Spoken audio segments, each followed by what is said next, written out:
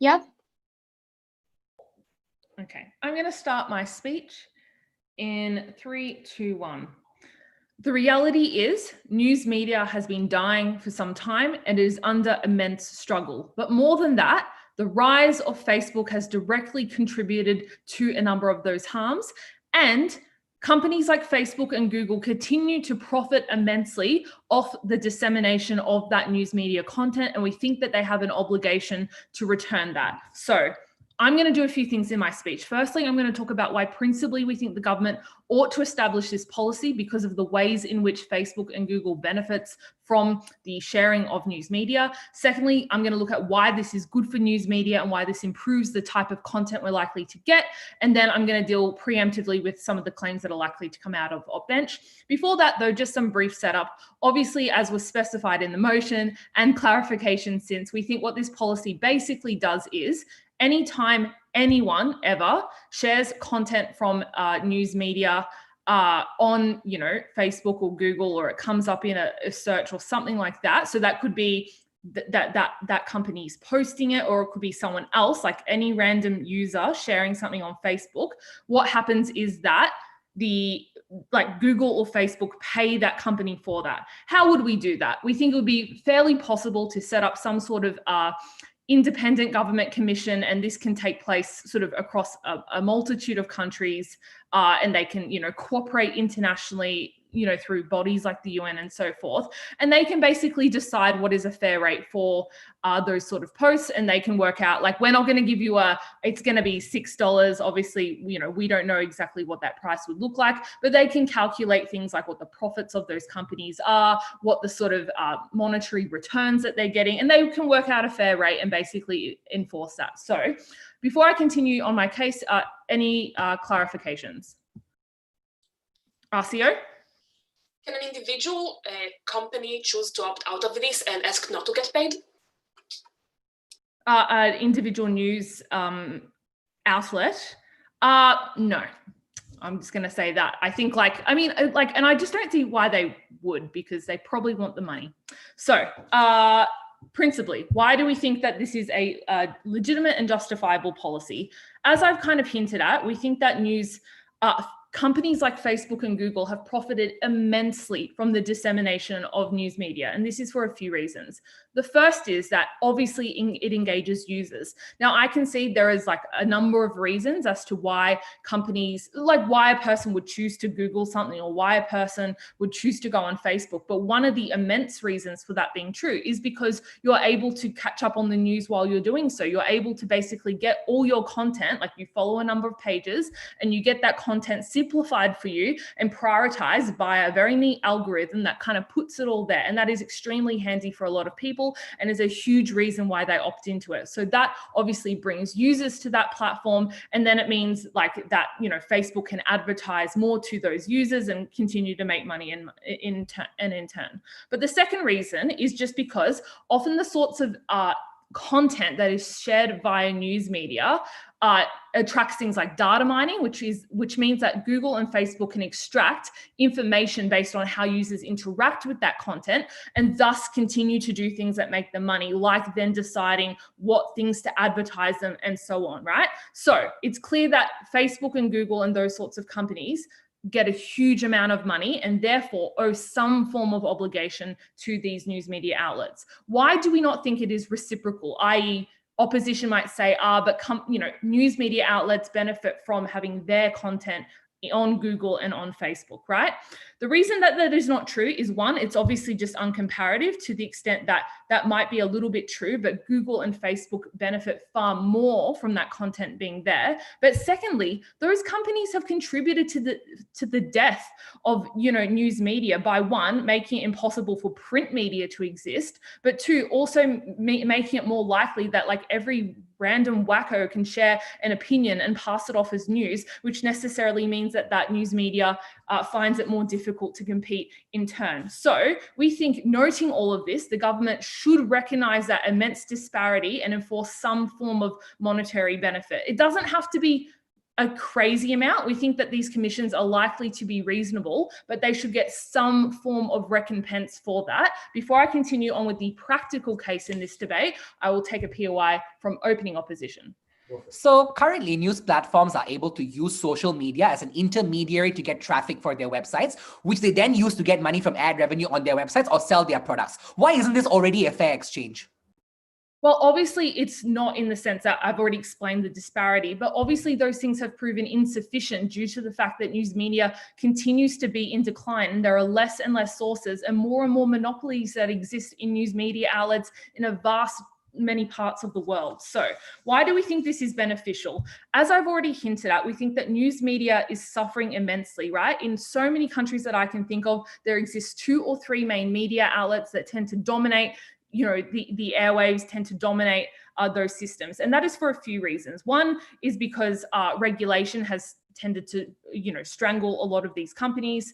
Secondly, they've had to compete with new platforms like social media. They've had to, as I've already hinted at, and just like anyone having an opinion. They are desperate for survival. Many news media outlets are faltering. That's why you always see The Guardian being we need donations again, right? They are struggling, right? So we think that this is the very simple mechanism is this. They now get this money. It helps them survive, but it also helps them do the things that are core to media outlets, like being able to do things like fun investigative journalism, which is hugely expensive. So that is a benefit. That informs democracy. That means we get a more informed voting populace. That is a good thing. But it also means that now the incentive of news media outlets changes, because the current incentive is to have things that are very clickbaity.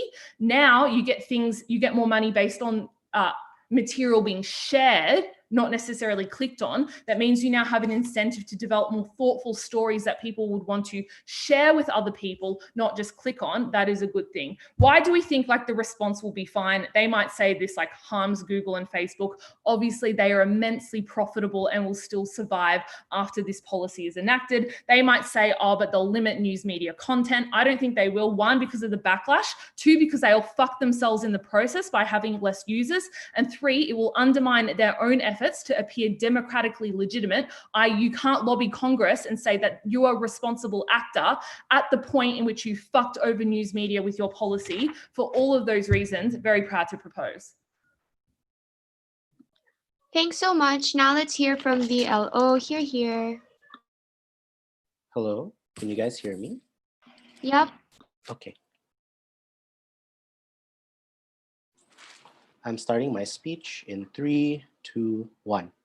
The problem with opening government in this debate is that they have completely misunderstood and underestimated how tech companies under siege react. The Prime Minister is right. They are probably not going to fail. They will probably survive. That isn't the question of the debate. The question of the debate is how they're going to survive in a world where you force them to take out a significant chunk of their revenue to compensate for the giant loss that will be compensating worldwide multiple news organizations for publication. They've completely misunderstood this, and I think I'm going to point out now.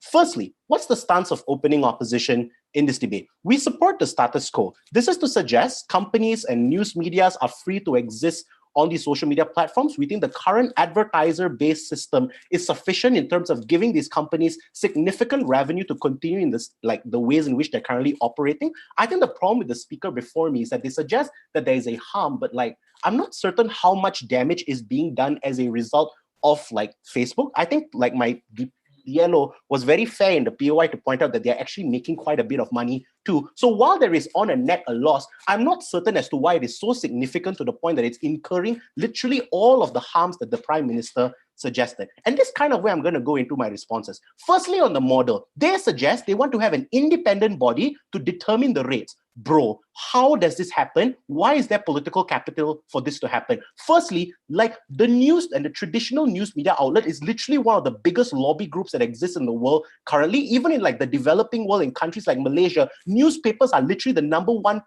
funders of political organizations. In the West, The Guardian, etc., are also actively aligned with political parties as well. This is to suggest I don't think you're going to have fair rates. Number 2, big tech in and of itself is also a gigantic lobby group that Congress Congress and multiple types of law enforcement organizations have severely struggled to regulate to begin with. So here's the reality. You're not going to have a fair rate. You're going to have a rate that's going to be dominated by either one of these parties that will produce the harms that the Prime Minister is trying to suggest. You may have an independent body, but I don't think you prove why it can resist the lobbying powers of arguably two of the largest lobby groups in the world. Second, let me talk about the principle, because I think the Prime Minister conflates the existence of a platform with causation towards a downward trend. I think there are many other things that can explain the decline in the news media. Obviously, Facebook has contributed to it to some extent, but that's not because Facebook specifically designed itself to screw over the news media. It's just that they came up with a platform that was significantly more appealing to a vast number of readers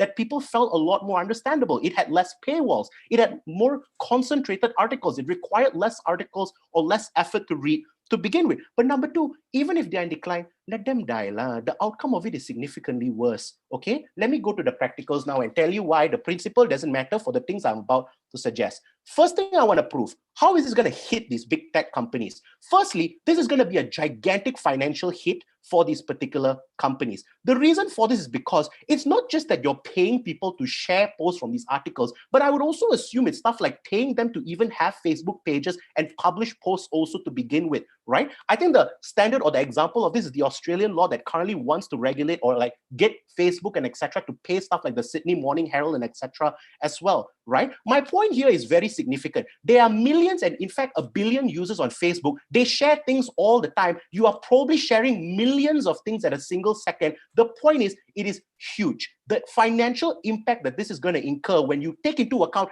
every living individual on earth that is literally on Facebook right now, that is probably sharing articles from Harian Metro or literally any other news organization anywhere else in the world, is literally one of the largest financial hits that can happen. My point here is this: the financial hit and the money, very big, very bad. Now, let me move to the next part. I'm going to be reasonable here. Obviously, these companies are not going to fall into insolvency, but there's a bunch of things that they're going to do to make up for the shortfall in revenue because they have to pander to their shareholders and they are also profit incentivized. The first, I think they are going to double down on the worst types of impacts that come from social media. This is data mining, making Facebook significantly more addictive so people spend more time on your platform and make it so addictive that people build higher versions of addictions in these particular platforms to begin with. The reason for this is because you need to make up for the shortfall in revenue that you have. That's why these companies would make their platform significantly more addictive, pump in all kinds of data sharing agreements, and even do stuff like sharing data and incurring types of scandals like Cambridge Analytica, because they need to make up for the shortfall and the massive shortfall in revenue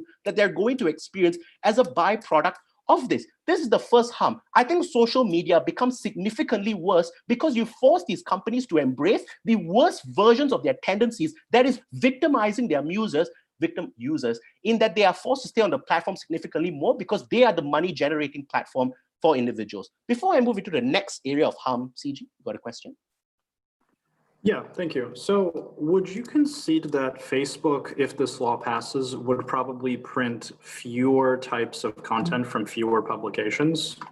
Yes, moving on. Now let me go to the second part of this analysis. First, I think in a world where you have traditional news media being paid significantly more, I think there's going to be a deprioritization of these news medias on public platforms to begin with. The reason for this is quite simple. At the current moment, we struggle very hard at regulating big tech. We don't even know how antitrust applies to them because we don't even know what Facebook's algorithm is to begin with. And let's be very real. The lawmakers who are in charge of regulating them clearly don't know what they're talking about. You see people sitting in one of the most powerful senates, that is the United States. They don't even know how simple stuff like clicks work to begin with. The reality is that our lawmakers are inept and that we are unable to regulate them due to the large amount of muscle and funding that these groups have to begin with. Now, what does this mean? It means you give these companies the ability and the incentive to deprioritize these traditional news outlets in terms of how far they can be shared and how popular they are going to be on your platforms to begin with. Now, why is this going to be quite successful and damaging? Notice, this is traditional news media. There are plenty of alternatives available for you out there. There are plenty of desperate Daily Wires, Voxes, Breitbart, all of whom are willing to accept the crumbs that social media companies give them through advertising. right? The reality is that, and this is where I kind of deal with the investigative journalism and all the outcomes of like added money and revenue, because I think it is a logical conclusion for you to say that they will be paid more, but I don't think they can fiat and suggest that the companies will be malevolent to the extent that they don't deprioritize them in the algorithm, right? What does this lead to? First, more clickbaity type of news because you prioritize non-traditional media outlets, given that companies need to prioritize the cheaper versions for them. Number two, this just leads to rise of more fake news because legitimate types of news are deprioritized because they're just significantly more expensive for these companies to keep on. For these reasons, comparatively on all these grounds, you embolden the worst tendencies of social media companies and you kill legitimate information because you force them to adopt metrics that are horrible. Thank you. Thanks so much. Let's continue with the DPM. Here.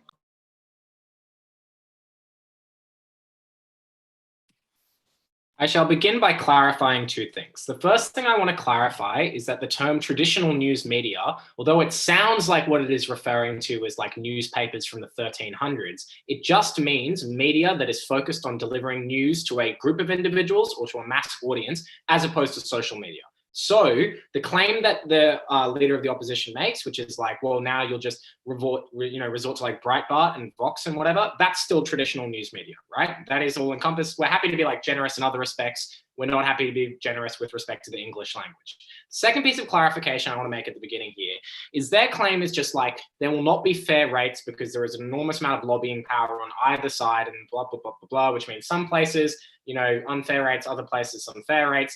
To be honest, I just think it is within the fiat of this opening government team to suggest that this independent body will be insulated from lobbying and will be able to determine fair rates. But even if you don't buy that, the question I just have for these guys is, why is this not reflected in any other aspect of business? Like, it seems to me that in every other industry, we are able to determine some kind of fair rates where they just don't bankrupt industries for the exchange of services and products, right? Like, it just makes sense to me that this debate is not about how much it will cost, but rather just, is this exchange in general a good idea? And we would appreciate if this opening opposition team would engage with us on that ground. Now, the first thing substantively I want to demonstrate in this debate is that Facebook and Google need traditional media, right? That is for two reasons that we described that do not get sufficient response. The first reason is threefold. So firstly, people use their services in order to access this media, right? And when they use the services to access this media, the value that they are drawing from those sites does not come from Facebook or Google as an intermediary, but rather from the service itself providing it, right?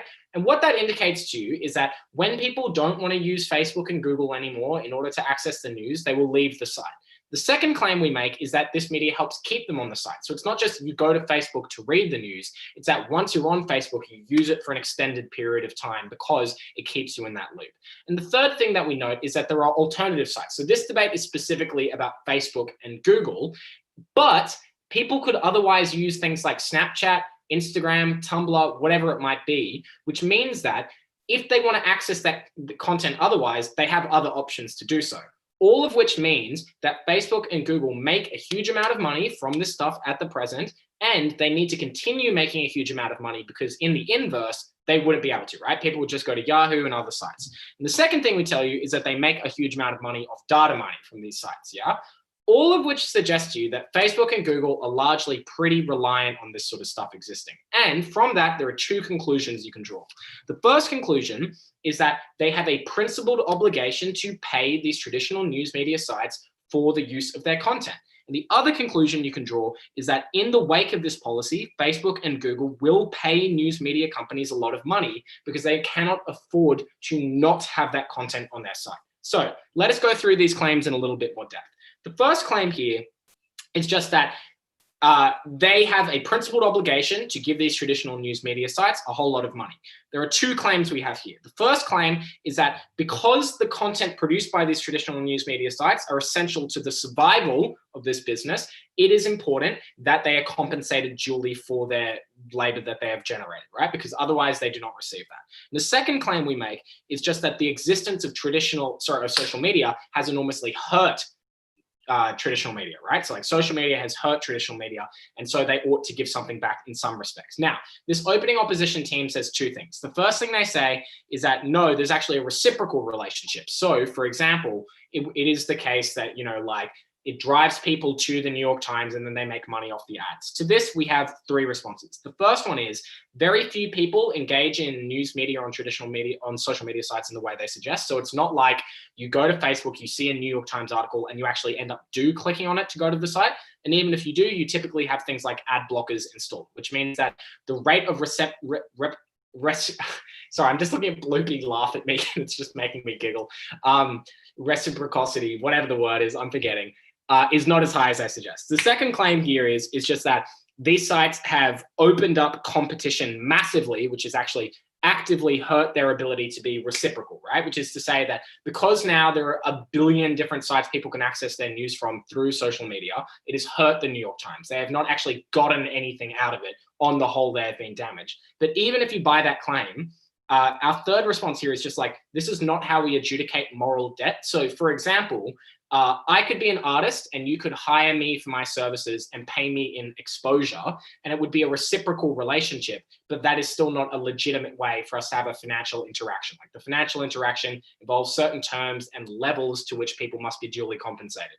That is what we are suggesting. So that is the principle, and that is sufficient for us to win this debate, because unless closing government shoots the moon with the POI they indicated, they're probably not going to have that much more. Before I move on, I'm going to take closing. How do new and innovative outlets that are not already established succeed today? Can you clarify what you mean by that? New outlets, small outlets that are innovative, not already established, like CNN and Fox, whatever.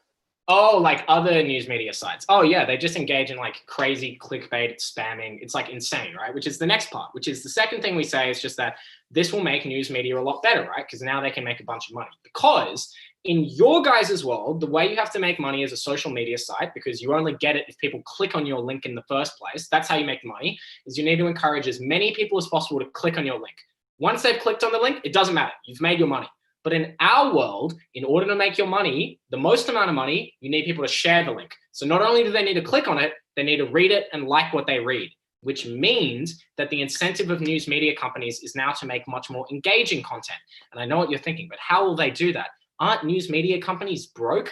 But we solve that too, because now Facebook and Google pay them a huge amount of money. So they can do the kind of investigative journalism. They can do the kind of things like pay for copy editors. Like I can't tell you how many times I've read an article in the past year and there's a spelling error. I know that's not the biggest benefit to claim, but come on guys, wouldn't you like to read an article without spelling errors?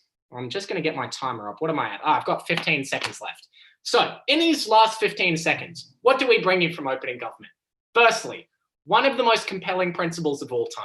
Secondly, we save news media, right? You guys don't even understand the benefit of that because news media is dying. So in like 10 years when it's dead, no one will know anything in the world because no one will tell us. You'll be like, who's the president? I don't know. No one reported on it. There were no news media left. So that is why opening government wins this debate in a landslide. Happy birthday, Jessica. Thanks so much. Now for the DLO, here.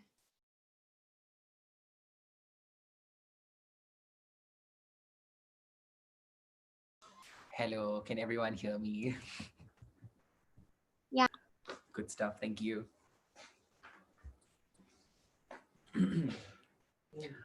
I just want to start this speech off by clarifying the English language mistake that my partner apparently made. Because apparently when Naveen said in his speech about non-traditional news media platforms, and when he used Breitbart and Vox as an example, the opening government suggests that these are still incredibly traditional news platforms. I would like to posit, quite I think uncontroversially, that there is a spectrum of types of traditional news platform. You have the ones like BBC and CNN, which are currently still having a stronghold with regards to having news on television, on your more mainstream, like conventional forms of dissemination of information. And then you also have ones that are significantly more online based as well. And then at the end of the spectrum, you have incredibly non-traditional ones, for example, like blog post community run platforms as well, that are literally also functioning in a way that disseminates information about important things that are happening in society. Acknowledging that there is a spectrum, we are arguing to you that in a world where, fair enough, if OG wants to say that Breitbart and Vox is also considered as a traditional media platform, we think Facebook and Google are going to prioritize the ones that are community-run posts, for example, or blog posts, or things that are significantly more sensational in nature that don't have grounding in proper professional authority for all the harms and incentives that Navin draws in his speech. It is for this reason and simple misunderstanding that the opening government does not explain why social media will not become worse off and why it will not pander and become just a pool of just sensational news that isn't grounded in a lot of in proper journalism and journalism ethics. Before I talk about my argumentation with regards to explaining how it is that social media platforms will become significantly pernicious for all media users thus far, I have three responses to get out of the way. The first thing that I want to respond to the opening government's case is with regards to the idea that apparently social media like Facebook and Google are experiencing disproportionate supernormal amounts of profit that must be redistributed. I think Navin asks a very good question in his speech. Why is the fact that traditional news media platforms suffering is social media specific fault, especially when we told you already that there are multiple ways in which currently the structure of social media functions as an amplifying intermediary mechanism that brings huge swathes of traffic into these traditional news platforms. The response that we got from the speaker before me was that, people have ad block and therefore will block advertisements. Fine. So if you don't believe, okay, I mean, I would suggest, I don't think a lot of people have ad block, but I think there are also huge amounts of people that don't have ad block that are quite, illiterate when it comes to social media. So therefore will actually see your ads to some extent. Also, sometimes, the page can also block your ad block and ask you to whitelist the page as well before you enter into block, which is a way that traditional news media platforms are able to circumvent ad blocks as well. But if you don't buy ad revenue as the only possible benefit that comes out from this, by traffic that they're able to get from social media. So for example, if BBC and CNN or The Economist has a Facebook page, they're able to get people to go onto their platform by virtue of putting their links there. I don't know why the speaker before me was just like, they don't click the link. I said, why is there like a sudden aversion to clicking links when you look at an article title and you really want to click and read the news? I would suggest that it is quite intuitive that you would click those links and see some ads in that process and therefore give them some money. But if you don't see the ads and you don't click, for example, as well, at the very least, I think it allows them to capture people as well on social media to get things like, for example, subscriptions, which is what New York Times is currently doing, what The Economist is doing as well. In the worst case, the traffic that you get from social media as well, if it doesn't translate to things like, for example, subscriptions or ad revenue, it translates to traffic for your website that you're able to monetize as a competitive advantage against other traditional news platforms as well. So in many ways, I tell you, the social media exists as an amplifying mechanism that brings so much more traffic. In a world where I think social media didn't exist, I think traditional news platforms would face significantly less traffic on a net. And I think that's why we think there is no onus on social media to reconcile and fix this problem. The second thing that I want to talk about is this idea that people will now currently go to Yahoo or Snapchat to read the same articles. Like, bro, I think this is just quite uncharitable to them, or just doesn't engage with the reality that the hold that Facebook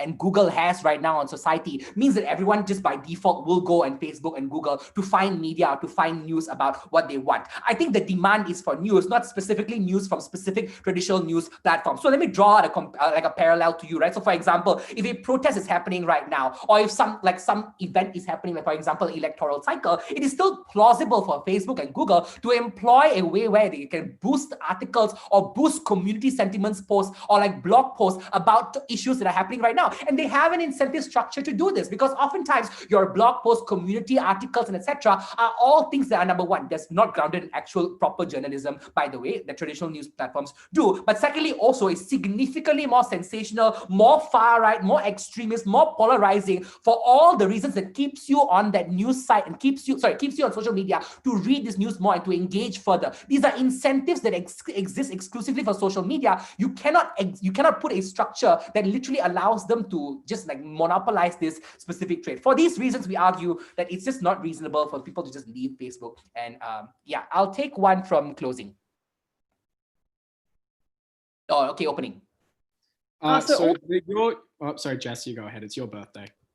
All the naughty behavior you've described, Uphie, being more invasive with privacy and stuff. The problem with that is that it doesn't come without cost. Surely there'll be backlash. Surely users will leave the platform if they do those sorts of behaviors. Yeah, I mean, like, I guess, but like, I don't know how people are going to boycott Facebook and Google when it's as big as it is. I think like that's just something that has failed historically. Like, how are people going to all at scale just boycott and give up Facebook? It's just something that's just not going to happen. I think it's a bit too late for you to prove that. Let's talk about how social media restructures, and let's just push the harms a little bit more as well. I think what Naveen said in his speech went severely under-responded by the speaker before me. I think the first thing that he suggests is that the things that social media companies are likely going to engage in to compensate for the losses of revenue streams. And let me just explain to you, like literally Google's like spine of like revenue stream comes from people going on Google and searching and therefore giving data to them as well and searching for news articles as well. In a world where they aren't able to like use these news articles for free and put it on their site, is the same world where they would have to do things like double down on algorithms,